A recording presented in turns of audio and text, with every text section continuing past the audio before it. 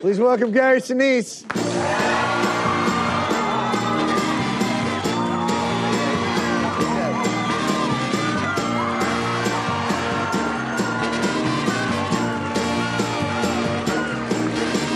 Thank you very much. I'm embarrassed. Thank you. Gary Sinise. Thank you. This is lovely. There you go. This is, Gary has brought me, we stock the dressing rooms with the finest of accoutrements. Fun-sized Nestle Crunches. It ain't Letterman, but we do the best we can do. That's good. Thank you. How are you? I'm great. Thanks for coming by. This damn thing looks quite scary. Yeah, it is. They keep showing that clip. It's like the thing, and then everybody goes, and then it's off. There's a lot more to the movie than that. Okay, the movie is longer than that. Yeah. There's a little bit more. That's good. Are you an alien in this? Well, the movie is it's more of a psychological thriller than a sci-fi film, I think. It's kind of like The Fugitive, set in the world of the future, this imposter world. The world is at war. We're united under one government. There's one ruler for the earth. No one's going to believe that. Yeah, right. Okay. Then there's alien invaders, of course, invading the planet. They'll believe that part. Yes, they will. And then I'm a physicist like J. Robert Oppenheimer. I'm developing a weapon that's going to save the world from this alien force, and I get accused of being an assassin. And that's the moment where they come and get me. He's an alien guy who grabbed your hand. No. He's serious? like the CIA. The regular people have things that fire out from their arms? That's the CIA of the future, yes. Really? The security force of the future. It's a pretty cool You know what I like about the future, and I've seen this in every futuristic, no more collars. We all wear the Nehru. Do you know what I mean? Whenever it's the future, everyone... We have a Nehru. Yeah. It was a little Star Trek-y there, yeah. We get jetpacks, personal jetpacks, and collarless jackets. And that's the end of it. You had an unbelievable career, and now I heard you're branching off into music. You're playing the bass, and you're producing some albums. Tell me what this is about. It's great.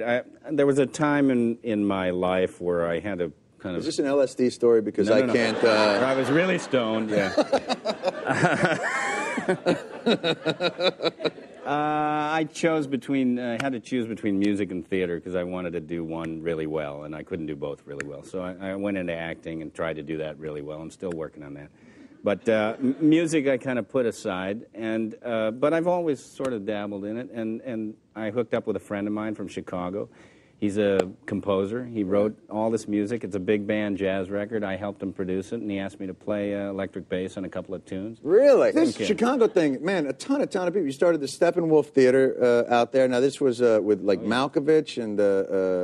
yeah, Laurie Metcalf. There's a whole bunch of a whole bunch of folks. Yeah. And you guys still are able to keep in touch and goof around? Well, the theater's still going. I just did One Flew Over the Cuckoo's Nest on Broadway. That was how sad was it to see Ken Kesey pass away. Now, were you able... you didn't really see it, did you? These people? These people didn't. They think you're McMurphy. They think you're Nicholson. They have no idea what's going on here. You said One Flew Over the Cuckoo's Nest. Yeah. Where's Ratchet? Did you get to meet Ken Kesey before he passed? I did. What was that like? He came back... Well, he came backstage. You know, we've done 8 shows that week. Right. This is the 8th show, the matinee show. I'm dripping with sweat. I'm exhausted from the week. We really gave our all. We're exhausted. And I walk backstage, looking forward to meeting Ken Kesey. He's also got a New York Times interviewer with him, writing the story of the day with Ken Kesey, seeing the play and everything. Standing there, I walk in, I meet Ken Kesey. He goes, "I liked you better in that space movie." No!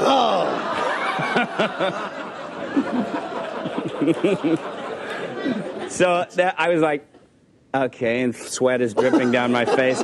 Then he goes, you know, the best production I ever saw of this play was at a high school in Sacramento. It was beautiful. They had a giant machine in the background. It was great. And then so I'm getting smaller as the moment goes on in the New York Times and just writing away here. The next thing he says is, "You should have seen Kirk Douglas in this part. Boy, he was fantastic. He juggled and everything." So I'm like, yeah, okay, great. Oh, no. But you were super. You were super. The guy's writing the whole thing the whole time. The master of the backhanded compliment, Ken Yeah, Kesey. I thought when you said he shook your hand, I thought you were going to say a little thing came out. Came out of his It just head. happens to you all the time.